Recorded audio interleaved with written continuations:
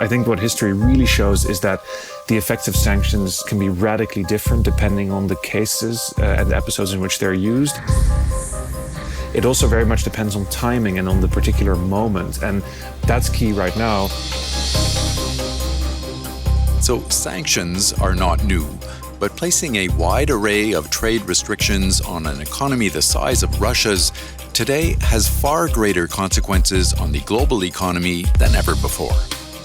My name is Nick Mulder. I'm assistant professor of history at Cornell University, and I've just published a book called The Economic Weapon: The Rise of Sanctions as a Tool of Modern War, which came out with Yale University Press in January. Should be out in paperback by October. And I write a lot about international politics and economics with a particular focus on the history of economic sanctions. Nicholas Mulder is also the author of The Sanctions Weapon, an article published in Finance and Development. Thank you so much for being on the podcast. Yeah, we're very glad to be here.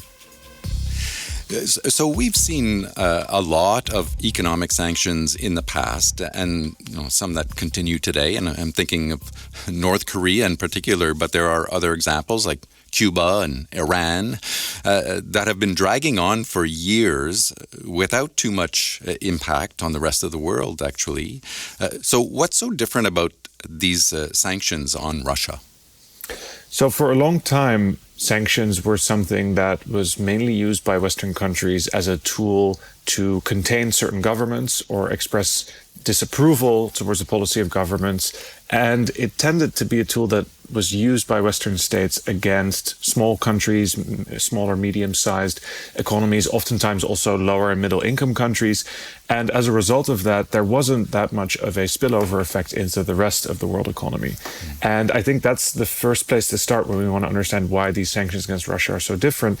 The size of Russia in the world economy is very different. It's the 11th largest economy in the world, and it's very connected with a lot of other economies, both advanced economies for which it acts as an energy supplier, and a lot of emerging markets that it's connected with as well, and developing countries to which it supplies especially food and fertilizer. So when you then impose sanctions against an economy like Russia, this will have dramatic spillover effects. And I think that's one of the reasons why we're having this conversation also under the auspices of the IMF, because previously sanctions didn't really feature as a macroeconomic event because they were usually imposed against countries too small to really register.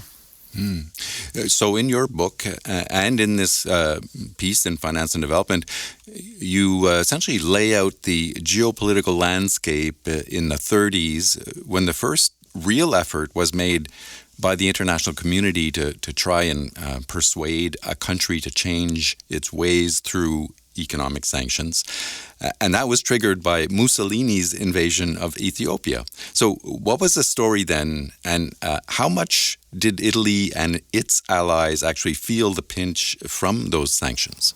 Yeah, so the reason that I picked that comparison is because I think it's important to try and grasp the significance of these sanctions, to look for episodes we can compare to that are similar in size, scale, and proportion, to not compare things of a radically different quality with each other. And that's what brought me back to the 1930s, also because I study that decade in a lot of detail. Right.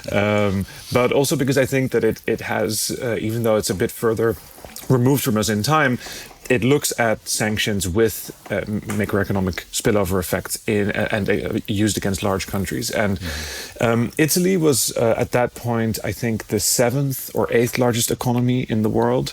And it became a target for sanctions by the League of Nations because it invaded another League member state, Ethiopia. And this was the first time that an international coalition of countries came together to use sanctions. And one of the things that they had to figure out was whether to impose very severe sanctions very quickly or to gradually build up the pressure, begin with some measures, and then expand them to things like an embargo on oil and coal exports to Italy. And in that sense, there are quite a lot of similarities with what we're seeing today, that we have begun with sanctions against Russia in Western countries and now have to see if we want to continue further with them or keep the pressure at its current level, given the kind of economic effects that it has on the rest of the world. So how would you compare, that scenario with what's going on today with Russia? I mean, in terms of the overall impact of economic sanctions. Well, one of the important things to remember is that in the 1930s, these sanctions were taking place in the wake of the Great Depression, which was a huge economic crisis that actually led to the globalization of the early 20th century coming undone in many ways. Mm-hmm. So there was a lot less world trade than in previous decades. And this also meant that countries were already gripped by a lot more economic nationalism. There was less interdependence between them. And as a result, actually, the spillover effects of sanctions against Italy were relatively modest. They weren't necessarily very big, also because Italy wasn't a crucial exporter of essential goods that weren't obtainable in other places. Then as now, for example, is very advanced in high quality luxury and fashion exports, textiles, but those aren't exactly the sort of things like oil and gas that are vital to entire economies. So the spillover effects from Italy being put under sanctions were relatively minor, but what was not minor was that this was taking place in a context of real geopolitical tension and militarization. And of course, there was a war going on, and Italy militarized further in response to the sanctions rather than actually give in and accept the demands of the sanctioners to withdraw from Ethiopia. They doubled down on their campaign. They began to wage a more brutal war, and then afterwards also became permanently militarized against a lot of the liberal countries in the world. So it's also a kind of cautionary tale, and it shows that there was a threat at that time of military escalation. Now, today there's of course also a lot of military tension, but I actually think that the chances of military escalation are somewhat lower due to a variety of factors. The power balance between NATO and Russia, the existence of nuclear weapons. But so in that sense, that's good news. And I explain in the article why I think the chances of military escalation today are somewhat lower. But the economic spillover effects today are more significant. That's because Russia is more connected to more different countries, and because in general, the degree of globalization that we have in the world today is higher than in the 1930s. So these ripple effects travel much more quickly and across many more countries. So that's how I would compare the two episodes. At that time, limited economic, but quite a lot of military escalation risk. And today, less pronounced military escalation, but a much higher chance of economic spillover effects, as indeed we're seeing at the moment.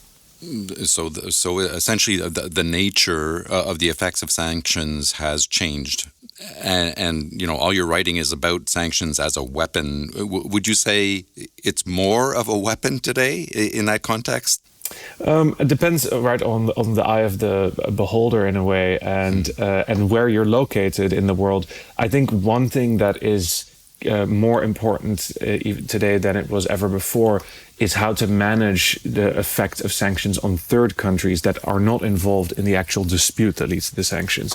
And I think that's particularly important today when it comes to emerging markets and developing economies, because they're having to deal with much higher energy and food prices, and due to no fault of their own, right? This is simply something in global markets that is hitting them, and they already have a number of serious issues and challenges that they're facing, from recovery from the pandemic to debt burdens, the energy transition, and all sorts of other issues. So I think in that sense, today we need to think much more carefully about how do we craft macroeconomic policy at a global level that can offset some of the shock of these sanctions on third countries, because it's also very important, if we want to make an argument that some kind of sanctions are important to enforcing important international norms like respect for territorial integrity, we should also figure out how to keep them legitimate. If this is something that simply goes hand in hand with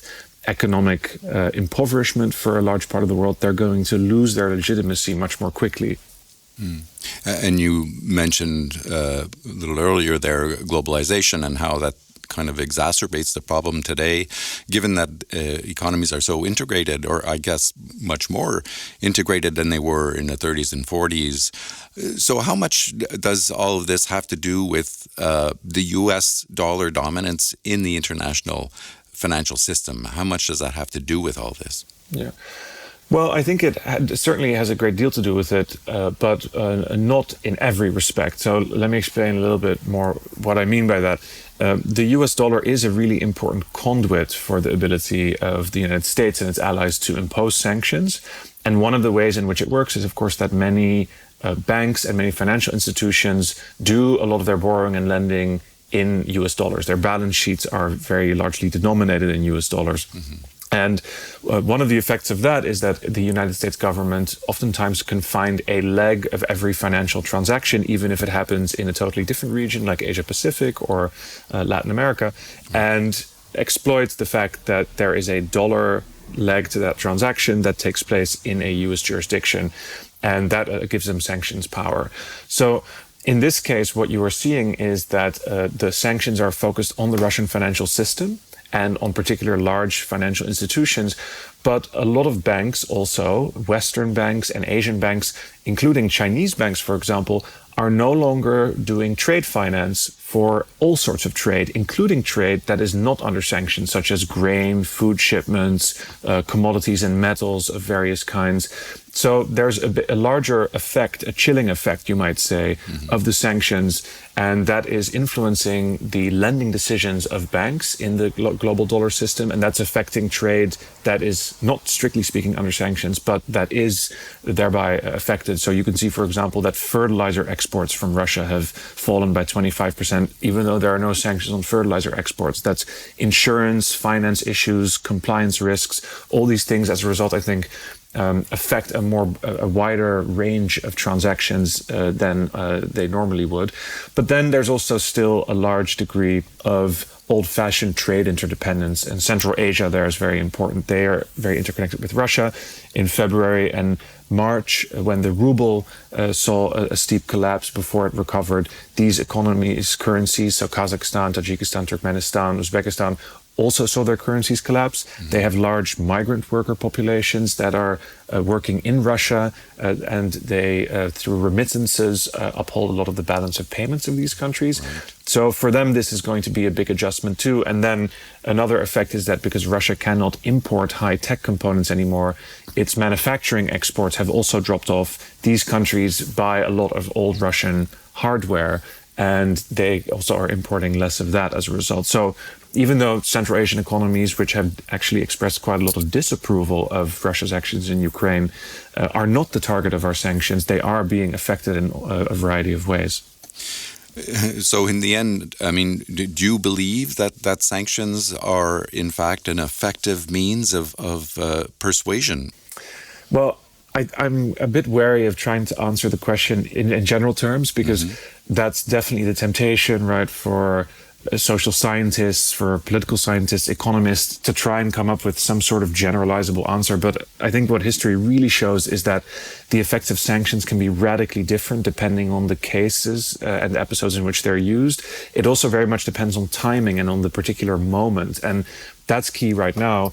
We are in a moment in the world economy where we're coming out of the recovery of the pandemic, but there's also a shift happening in the global financial cycle now as advanced economies, central banks are beginning to tighten financial conditions. All of that's playing into this, and you cannot run sanctions in a totally controlled experiment. You're always dealing with other circumstances that are interfering with them, legacies from the past.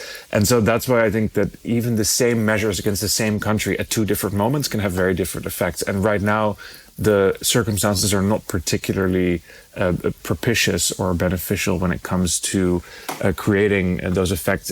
There's also just a limit right now as a result of these difficult economic circumstances to how far the sanctioning countries can push these measures without imposing real damage on themselves.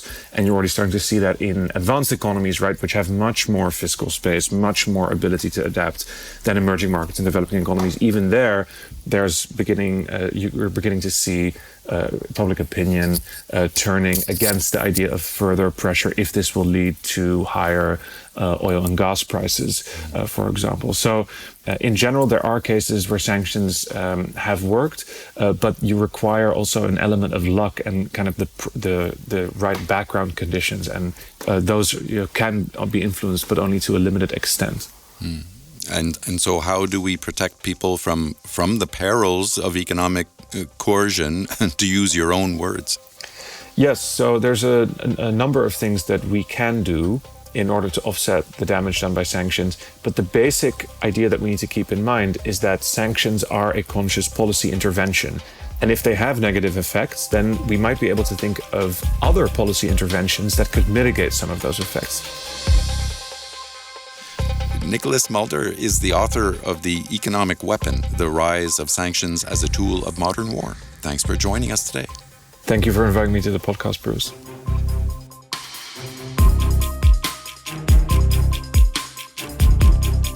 Nick Mulder is also the author of an article titled The Sanctions Weapon, published in the June issue of Finance and Development magazine. Check it out at imf.org/F&D. And look for other IMF podcasts wherever you get your podcasts. Please subscribe if you like what you're hearing. You can also follow us on Twitter at IMF_podcast. I'm Bruce Edwards. Thanks for listening.